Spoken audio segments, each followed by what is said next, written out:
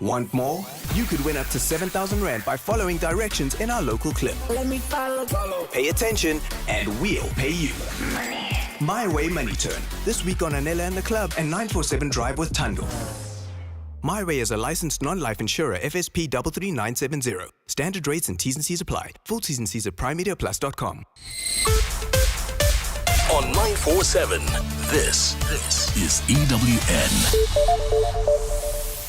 Good evening, I'm Lerato Hufela. A former preschool teacher accused of the rape and murder of a 4-year-old claims she suffered from a borderline personality disorder on the day the crime was committed. Amber Lee Hughes was arrested in 2023 following the death of her ex-boyfriend's daughter, Nada Jane Chalita. The little girl was found dead after drowning in the bathtub of the apartment she shared with her father and Hughes. During court proceedings today, Hughes' new legal representatives made a submission of her admitting to drowning the child. Ntokozo Khumalo was in court for us. Today, the Johannesburg High Court has heard new shocking revelations of how the little girl died. In the admission reading, Amber Lee Hughes' lawyer, Marius Bower, revealed that she drowned the 4-year-old by sitting on her in a bathtub filled with cold water. Amber Lee Hughes sat calmly in the Johannesburg High Court listening to the admission statement, but through her lawyer, Hughes has maintained her stance that she did not rape the child. I admit that my actions were unlawful and that I had the intention to drown the deceased. Paragraph 10. I admit that I suffered a borderline personality disorder at the time when the incident occurred, but was aware of what I was doing on that day. Arguments will be heard on the 7th of August. Ntokozo Khumalo, Eyewitness News. And while the state in the Senzimiwa trial has rested its case, the defense will now be bringing a Section 174 discharge application. The state wrapped up its case today, exactly 2 years since the trial started from scratch before a new judge. Khomotso Modise reports. After 2 years of state witnesses entering and leaving the witness box, all eyes have now turned to the defense for its next move. Ordinarily, it would now be time for the lawyer for the first accused to call his first witness. But this afternoon, Advocate Charles Mnisi told the court of their intention to bring a Section 174 discharge application. This is brought when the defense believes there is no evidence against the accused for conviction and thus no case to answer to. Today, Mnisi told the court that the defense would be approaching legal aid, which is financing the accused case, to make a call on whether it will finance the discharge application as well. The matter will return to court in 2 weeks' time, where legal aid's decision will be ventilated. Khomotso Modise, Eyewitness News. A partly cloudy Friday in store for Gauteng tomorrow. Lerato Hufela, Eyewitness News. EWN, in touch, in tune, and independent. For the latest, visit ewn.co.za or download the EWN app. #MSW. You may begin to feel anxious or excited. Honest, deliberate, engaging, uncensored. High dosage administration can cause adverse reactions. And most importantly, independent in mind and execution. This is a normal response. Are you ready? Marawa Sports Worldwide. Thank you, Mr. Marawa. Good show as always. Great show as always. Thanks.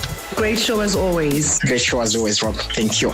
Thank you. Thank you so much indeed. Looking at X as well. Sunny says, nice to hear Coach Gabanan's voice back on MSW. Looking forward to Friday night football and hope that the coach will get one Namibian player for Durban City, but not for 10,000 Rand. He says he did it with Henrico Boeta. So we'll find out if... It was 10,000 and a set of kit. So he's not lying. No, he's not lying. He's not lying. From Ramblers Football Club. 10K. Geez, we sold him for $1 million after that. The reaction from the Banyana players tells us that something awful has happened here. Salgado off the field. Gabriel Salgado, that's SAFA Chief Medical Officer, Dr. Chulani Ngwenya. It was really brutal, Rob. It's heavy. It has affected us. It has affected our qualification, affected the players psychologically. Wow, the decision by Gabriel Salgado to stay behind and see this tournament through. Robert, we don't really deserve this type of players. I mean, even after what happened with the bonuses, he puts the country first. No, we need to do better as a country to ensure that these players deserve what is due to them, Rob. First and foremost, hard luck to our ladies. They really done well. They really tried their best. But unfortunately, at the wrong time of the game. Gabriela Salgado's injury, especially with the reaction of a number of players on the pitch, something really broke, and it really messed the Banyana players up mentally and psychologically. Mr. Marawa, just want to congratulate the coach on his appointment to Devon City. I spoke to Simo, the coach, before he wished him well, and then I don't know what happened. Obviously, I came in the last 2 weeks, and so and we actually played against Amazulu in a friendly yesterday. We had a long chat, with Simo. Yeah, with Simo, and I spoke about it. I've obviously kept Pizzo, the assistant coach. He stayed with me, and he's been great. Yeah, we've worked well. Robert Marawa, live on 947. Vuma FM, Rise FM, and Sowetan Live. #MSW. Well, you just heard a short while ago that wrestling legend Hulk Hogan has died at the age of 71 years old, according to TMZ, saying that medics were dispatched to the 71-year-old's, the WWE icon's Clearwater, Florida home early on today, with operators stating that it was regarding a cardiac arrest. May soul rest in peace. The legend himself, Hulk Hogan, no more. Let's go! The moments you remember. The games you can't forget. Marawa Sports Worldwide on 947, Vuma FM and Rise FM. Powered by Hollywood Bets.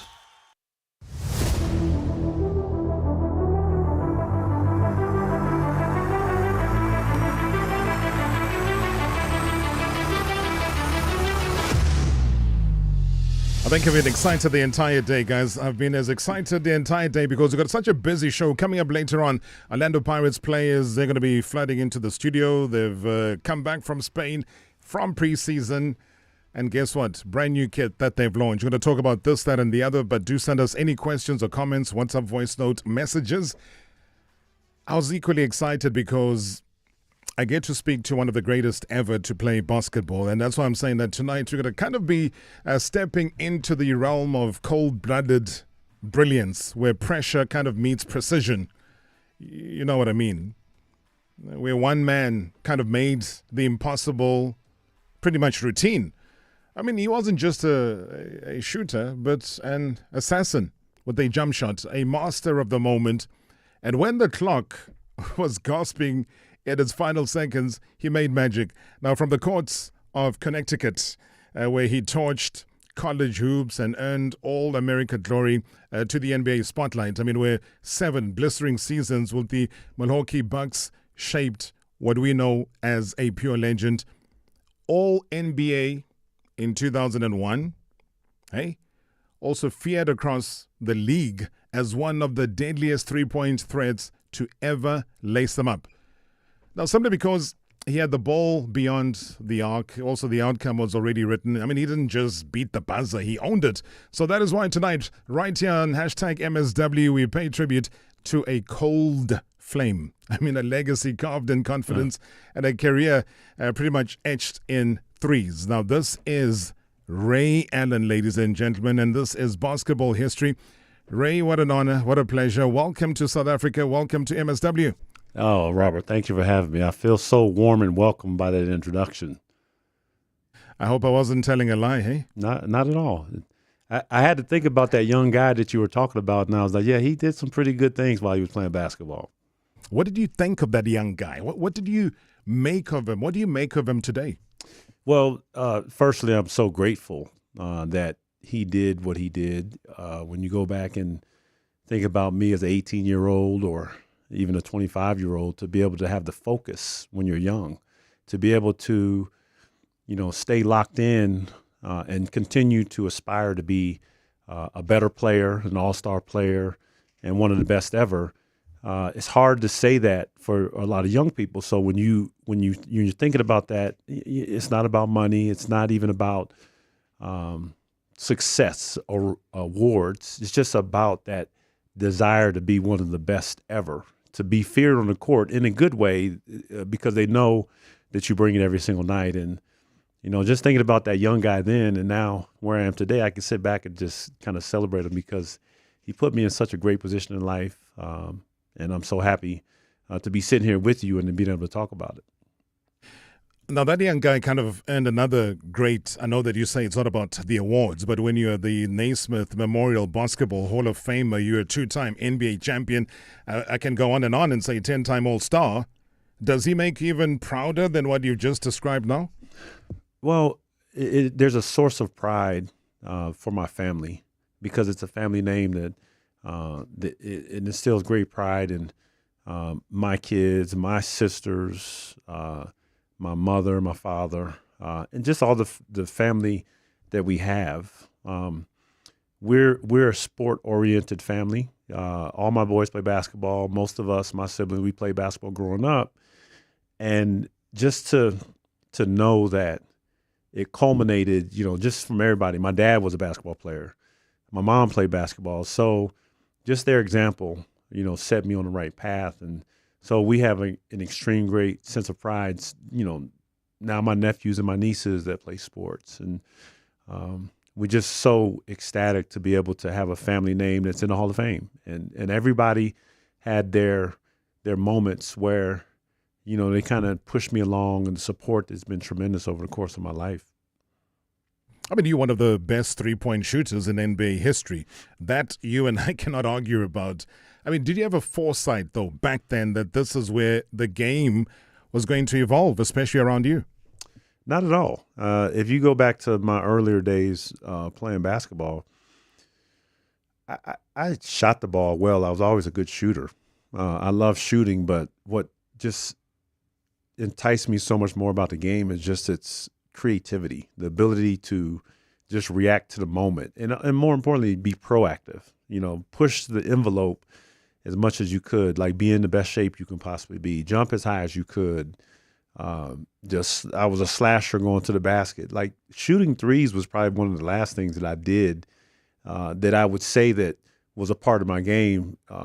Shooting threes is now such a huge component in the game today, but there's so much more to basketball, and in teaching kids that aspect of it, learning how to get to the basket, learning how to get into the paint and rise up above everybody else. Those were some of my favorite things to do while playing basketball. Now, I want to take you back to a moment, and I think that all of South Africa remembers this. Should the Spurs foul? Should Miami go for the three right away? Just attack the basket. James catches, puts up a three. Won't go. Rebound Bosch.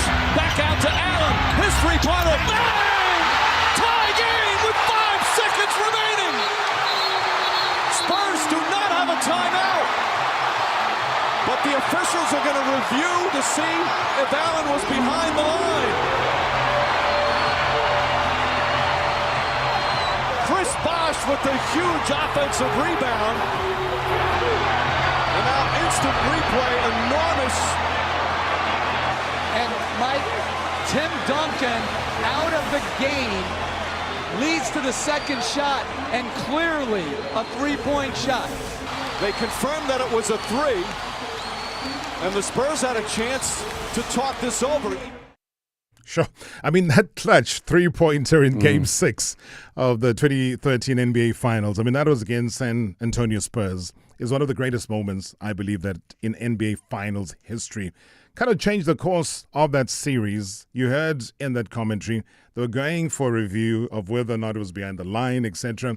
What was going through your mind? Do you even remember? A lot. Just even hearing Mike Breen, I think Mike Breen said it, the question whether the Spurs should foul because we're down 3.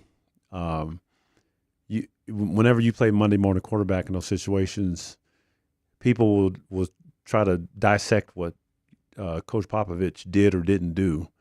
But that's the beautiful thing about sports because, would you miss a free throw? He subbed Tim Duncan out. Like all those things kind of played into the favor that made it such an iconic moment. For me at that moment, two things kind of were in my mind. Before the shot, I was really upset because they brought the yellow ropes out. And the yellow ropes signified that the Spurs were about to win the championship, and they were putting the ropes out to kind of hold people back for the trophy celebration. So when I saw those ropes, I really got upset and pissed off. So that was a moment that it was like we had to fight against this. We got to make sure that they get those ropes out of here. And then after I took the shot, I remember going back to the huddle, and I looked at Mike Miller, at his face, and he had this look of trepidation on his face. And I don't know what he was thinking, but he scared me a bit because I thought maybe they had knew that it wasn't a 3 or my foot was on the line. And when they reviewed it, I was like, oh no, my foot was on the line. It was on the line. But I had taken that shot so many times the year, thousands of times in a year. And in that day, at least 30 or 40 times, just somewhat in that similar matter in warm-ups. So a lot of those situations on the floor, I've rehearsed over and over again. So it was somewhat appropriate that I was actually in this position to take that shot. So as people over the years said I was lucky, I was like, luck sometimes means that you're already good, and the ball bounced in your favor, which it did, that Bosch ended up passing it to me. And then secondly, I also wonder, and because Chris Bosh is such a huge part of this moment, whenever I'm around him, I always ask him, what made you pass it to me? Because I know LeBron was on the other side. He was wide open. Mario Chalmers was wide open. But his response simply was, because you're you. The ball was going no other place but to you. And such, when you're on a great team like that, you have teammates that trust you. That's why you win championships. That's massive coming from Chris Bosh. I mean, he had a game like no other. He was very brave in that game. And when you get an answer like that and he throws it back to you and says, you are you, it goes back to the whole debate and argument about being the best three-pointer of the time. Maybe fast forward and you come back to where we are in 2025. And people say, listen, guys, Steph Curry, greatest shooter of all time. I mean, does that sting in terms of how Ray Allen feels? I mean, do you feel that your legacy kind of paved the way, though, for him? I truly believe we're a league of giants, and from one generation to the next, the newer generation stands on the shoulders of the past generation. So we lay the groundwork for the next generation to be able to be who they need to be, and we set the example. So a lot of kids that I see now that play in the league, they come up to me and say, hey, I grew up watching you play, like such an inspiration. I went to an all-star game in Cleveland, and I was with my now 20-year-old, and, Daniel Gibson, who played for the Cleveland Cavaliers for the majority of his career. As I got up and I walked away, and he told me when I came back, he goes, I told your son, you should ask him what I told him. And then, my son told me that, he grew up watching me, and he used to watch my videos on YouTube, and when he'd watch them, he'd then go out and do exactly what I was talking about. So that for me was enough to know that I've had an impact on my generation, on the younger generation, on the game, on the world, through basketball. And, I did everything that I set out to do and more. And that's what suffices me every opportunity. So when people ask me, do you miss it? I was like, yeah, I miss it, but I played 18 years, way more than I could have ever imagined. The game has given me way more than I could have imagined. And so just my place in the game, just so humble to be able to say that I was able to do what I did when I did it, because even going back to when I was 16 years old, even having these dreams, I could have never been or imagined to be in this position. So I'm just forever grateful to have been in the shoes that I was in for the time that I was in it. Good evening, Mr. Rob. It's Wilfred here, and good evening to the MSW Shoulders, and good evening to the OG, Ray Allen, the man that is a walking, shooting sniper on the floor. When you talk Ray Allen, I get reminded of what he did with the Miami Heat in the finals against, was it the San Antonio Spurs? him pulling that 3-point shot off, Chris Bosh's rebound right on the corner to take the game to Game 7. He'll correct me if it's maybe the 2012 NBA Finals or 2013. I'm not so sure on that one.